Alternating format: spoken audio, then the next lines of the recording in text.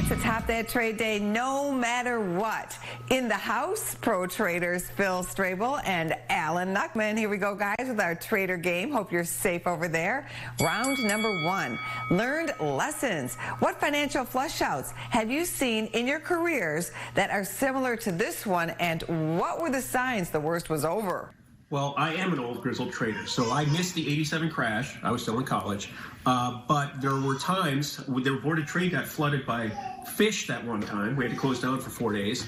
And obviously, we saw the 2008 financial crisis. So, you know, as a trader, it's about keeping that discipline and not getting into the news too much. You know, one of the things this most reminds me of is how the U.S. equities, it was almost too easy to make money to the upside. Yeah. It reminds me of that dot-com bubble where people were quitting their jobs, becoming day traders. Right. You know, and you got to look when the money's too easy. And eventually common sense came back. It just took a while, so let's see how long it's going to take. And how will we know when a bottom's in? You'll be able to see it, but you've got to make a bottom base, and then you've got to see how the markets react. And there will be a short squeeze at some time, so it's important to see how it follows through when we get some short squeeze. Round number two, seesaw swings. It's been a crazy couple of weeks in the market. How do you handle extreme swings for you and maybe for your customers?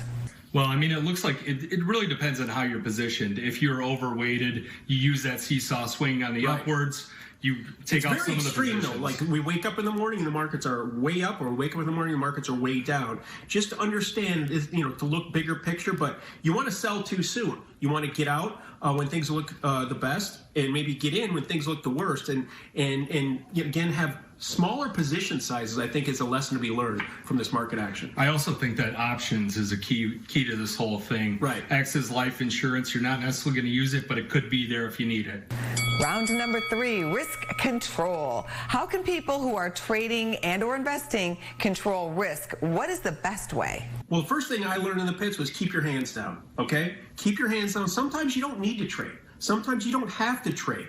If the market, you know, stabilizes and moves up and you miss it, so what? It depends on your personality and your risk tolerance, but you don't always have to be in the market. Yeah, with the way this market's moving, you're going to get another opportunity there. I mean, how many times have we seen that low get hammered again? We're having 1,000-point ranges in the Dow. You're going to get that other opportunity. And if you look at the market, we're back down where we were in December of 2018. So it's, you know, we've unwound a lot, and it's been a very unkind unwind. It's not been gentle, but another thing to note about this, it happened very quickly. That's usually a good sign. It hasn't been dragged out. So I think the worst news has been built in the market. We'll have to see in the next coming weeks.